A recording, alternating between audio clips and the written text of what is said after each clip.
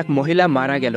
অপর এক মহিলা তাকে গোসল দিতে লাগলো। গোসল দেওয়ার সময় তার হাত যখন মৃত মহিলার উরুতে গিয়ে পৌঁছালো, তখন তার আশেপাশে থাকা কয়েকজন মহিলাকে তিনি বললেন, তোমরা কি জানো এই যে মহিলাটি মারা গেছে সে কিন্তু অন্য পুরুষদের সাথে ব্যভিচারে লিপ্ত ছিল।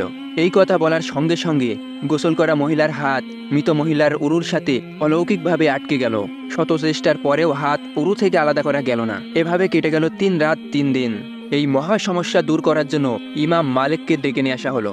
তিনি গোসল প্রদানকারী মহিলাকে জিজ্ঞেস করলেন, তুমি যে মৃত ব্যক্তির নামে মিথ্যা অপবাদ দিয়েছো, এই বিষয়ে কি 4 জন সাক্ষী দেখাতে পারবে?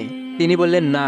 ইমাম মালিক বললেন, এই কুরআনুল কারিমের বিধান অনুযায়ী মৃত ব্যক্তিকে মিথ্যা অপবাদ দেওয়ার কারণে এই গোসল প্রদানকারী মহিলাকে 80টি বেতের বাড়ি দেওয়া হোক, তাকে 80টি বেতের আঘাত করা হোক। এই কথা বলার সঙ্গে সঙ্গে মৃত মহিলার উরু থেকে তার হাত সরে গেল।